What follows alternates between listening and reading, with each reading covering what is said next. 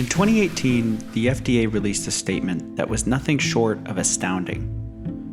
In it, Scott Gottlieb, the FDA commissioner, says that they have a plan to save millions of lives. A plan whose benefits would dwarf the introduction of any new medical technology. The statement announces that their plan is how to stop people from smoking. The FDA claims that analysis shows that our plan has the potential to drop smoking rates from the current 15% to as low as 1.4%. This is huge news. After all, smoking is the public health crisis to end all public health crises. We've grown numb to it, so it bears repeating just how dire the situation is. Even with all the progress we've made to reduce smoking rates, if you take AIDS, alcohol, car accidents, murders, suicide, and drugs, all epidemics in their own right, smoking kills more people than all of them combined. Okay, so that's the stage. Solving smoking is the holy grail of public health, and the FDA releases a public statement saying, "And I'm back today to talk to you about how I plan to fulfill that promise." And then they say something that is almost incomprehensible.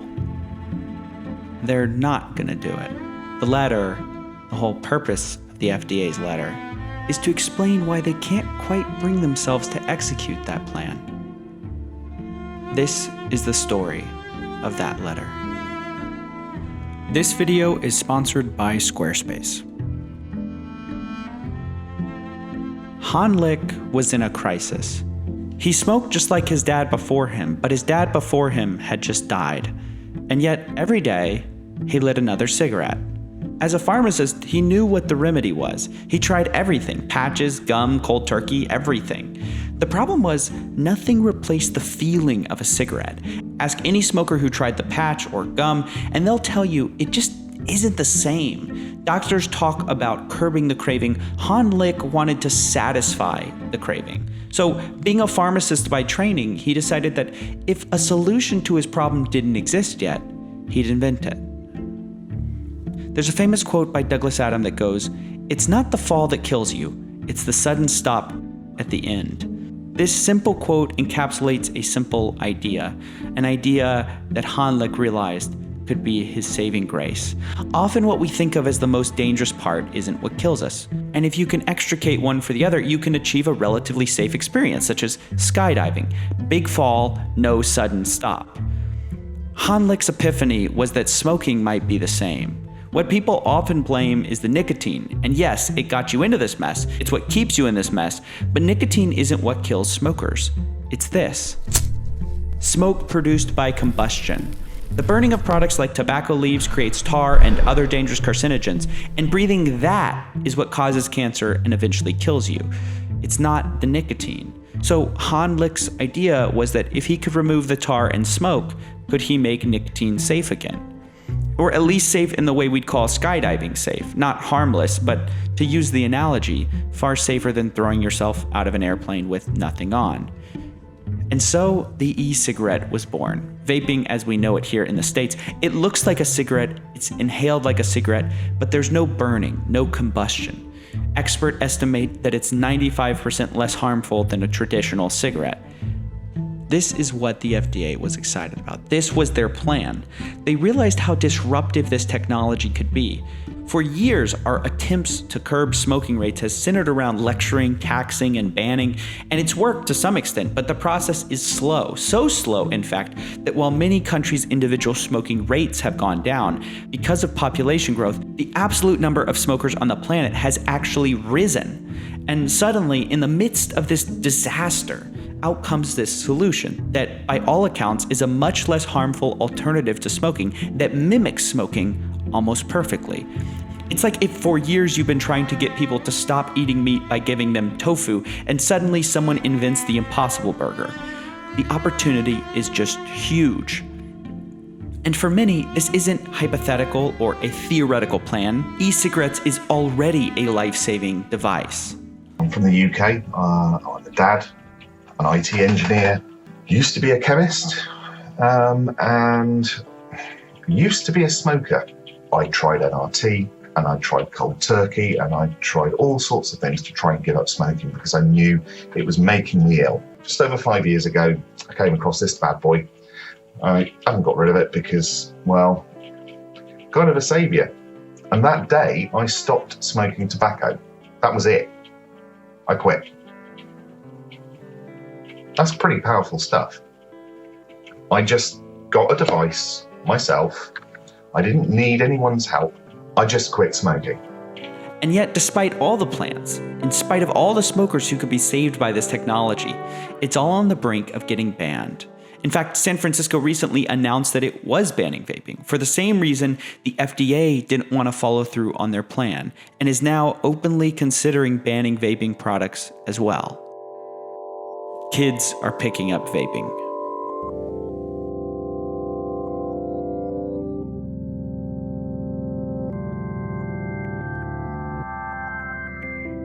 The FDA is at a crossroads.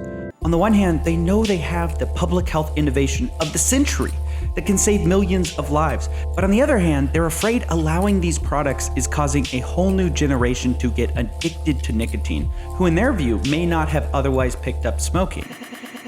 Damned if they do, damned if they don't. The FDA commissioner makes his decision in the letter. They're siding with the kids, and it's announced in a sentence that I find heartbreaking.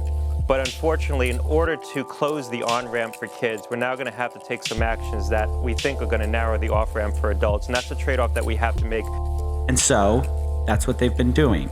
Making a series of ads demonizing the very product they say can save so many smokers' lives, presumably to get kids to think twice before vaping.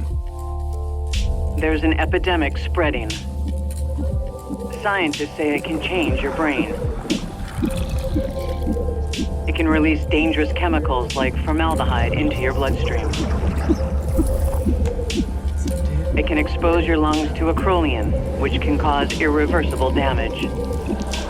It's not a parasite, not a virus, not an infection. It's vaping.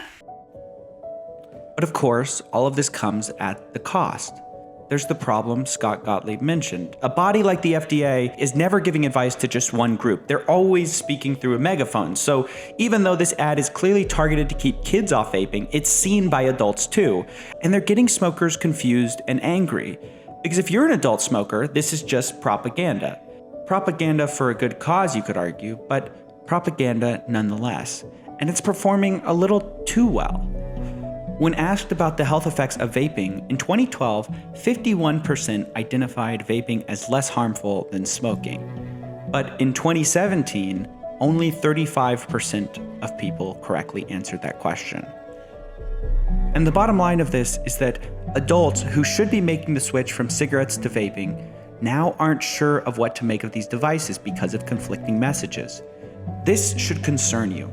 Possibly one of the greatest medical and public health innovations of our time, as admitted by the FDA, is being demonized because kids are experimenting with taboo adult products. But it's not like this is an easy issue. We can't swing the other way and ignore these concerns. It is troubling. But my concern is that policymakers are overreacting and will continue to overreact to a reasonable concern and use really blunt policy tools to fix a very specific problem. Blunt policies such as banning flavored e-liquids, a favorite among adult vapers who quit smoking. It helps them dissociate from the tobacco flavor. And also absolutely insane policy plans like banning vapes altogether. I'm talking to you, San Francisco, the place where it's totally fine to buy cigarettes, but against the law to buy e-cigarettes. We have to be careful because even though these policies will probably drive e-cigarette use among youth down, these policies hurt smokers and drive them back to what's killing them. In the FDA's paper, there's a lot of talk about choosing between smokers and kids, and as I said, the FDA is clear they're not willing to risk the kids. Fair enough. But I think it's worth looking for a third option that, while not perfect, doesn't involve just throwing one group under the bus in favor of another. Instead of enacting blunt policies that affect smoker and youth alike, we can and should pursue targeted legislation that affects the youth's access to tobacco products, but that doesn't affect the millions of adult smokers who, like John, have tried everything and feel like they're running out of time to quit. And a good place to start is with tobacco 21 laws, which raises the minimum age to buy tobacco products to 21 years or older. JUUL already publicly supports this law, as do many vape shops, and the reason for this is that it removes a huge part of the supply chain of vapes for high school students, because in states where the age of access to tobacco is 18, seniors in high school can always buy for their younger friends. Tobacco 21 laws put a stop to this. Another reasonable regulation is stronger online age verification that consists of more than just clicking "I'm over 21" to be able to shop. Because let's not pretend for a second that's stopping anyone underage. The FDA is looking into this idea, but essentially it's the online equivalent of forcing someone to show ID instead of merely believing them when you ask, "Are you 21 or not?" But on the other hand, we also need to make sure that adult smokers are not getting confused about what we know about vaping. Even for kids, these commercials are questionable. Propaganda, even for a noble cause, rarely works in the long run. This is your brain on drugs. Any questions? But even if you want to keep those commercials, you should also create a message for adult smokers as well that tells them that there are clear health benefits to switching from cigarettes to vaping. And while it's true that we're still looking for more evidence as to the long-term health effects of vaping, nearly every expert on tobacco products, including conservative health bodies like the FDA, admit that vaping is far safer than cigarettes.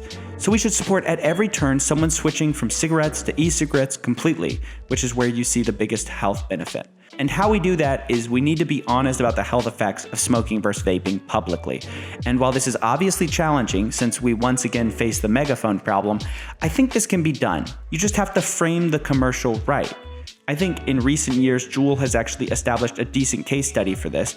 After making some advertising mistakes in their past, their new advertising is clearly focused and targeted towards adult smokers. And this is the kind of campaign we need from the FDA as well. Otherwise, we'll continue to have a regulatory body which pays lip service to the possibilities of e-cigarette products, yet is only giving a one-sided portrayal of vaping in the media that confuses adult smokers and prevents them from switching. Look, this topic can get really divisive, and in this heartbreaking paper by the FDA, you see exactly why. The truth about vaping is complicated. It's a dilemma because both adult smokers and concerned parents have valid concerns, and the solution lies somewhere in the middle in balancing these interests. The answer isn't simple. It involves nuanced public health policies that keeps vapes out of the hands of kids and puts them into the hands of millions of adult smokers who are looking to quit. But if we pull it off, we could potentially save millions of lives. Stop, don't go anywhere, because I want to tell you about an interesting new development in this whole story, as well as a really cool interview we're doing after the show. But first, we have to talk about our sponsor. Today's episode is sponsored by Squarespace. If you want to build a blog, if you want to build an e-commerce store, if you want to build a portfolio for people who are looking at your work, Squarespace is the place where you can do it all. Now, I'll just tell you guys right now, I know the value of Squarespace because I've built websites with clunky tools in the past. I know, I look a little bit young, but I built a website with no web experience back when all these new cool tools didn't exist. And let me tell you, it was a nightmare. And it took me way too long, and the website ended up looking horrible. Looking back now, I put so many hours into it just trying to reinvent the wheel. And that's the cool thing that Squarespace has enabled you to do. Even if you don't code, you don't have to reinvent the wheel, and they help you build your beautiful website. It's customizable, but at the same time, someone with no experience can just jump right in and build their own website. So I'm a little jealous on the one hand of you guys, you young people got it too easy, but on the other hand, I'm excited to have a sponsor that's solving a problem I had back in the day, and now it's easy. So if you, for any reason, want to build a website, go to squarespace.com/coffeebreak. Get 10% off your first website or domain. Killer deal. I mean, guys, the deals I get for you. I bet you've never heard of this deal in your life before. Once again, that's squarespace.com/coffeebreak for 10% off your first website or domain. Thanks again to Squarespace for sponsoring this video. Now, I want to also talk about something that's a recent development. It's an unfortunate development. I hate to bring it up, but it concerns Scott Gottlieb. He recently left the FDA and joined Pfizer's board of directors. That's a bad look. And worse than that, Pfizer is the creator of Chantix, and Chantix is a smoking cessation tool. In other words, it's in direct competition with vaping, which is also trying to stop people from smoking. So does that cast doubt on Scott Gottlieb's intentions when he was in the FDA, supposedly seeing the issue from all sides? yes, it's problematic that now he's representing a drug company who the FDA should be, in theory, regulating. But with that, I want to move on to something a little happier, which is really cool. It's just extra content for you guys on this vaping story. I just recently sat down with Aaron Bieber, who's the documentarian who will be soon releasing his movie, You Don't Know Nicotine. We talked about these issues in more depth, so if you want to go ahead and see that, go to my second channel, CoffeeZilla. Thank you guys so much for watching. Y'all mean so much to me, and I hope to see you in the next one.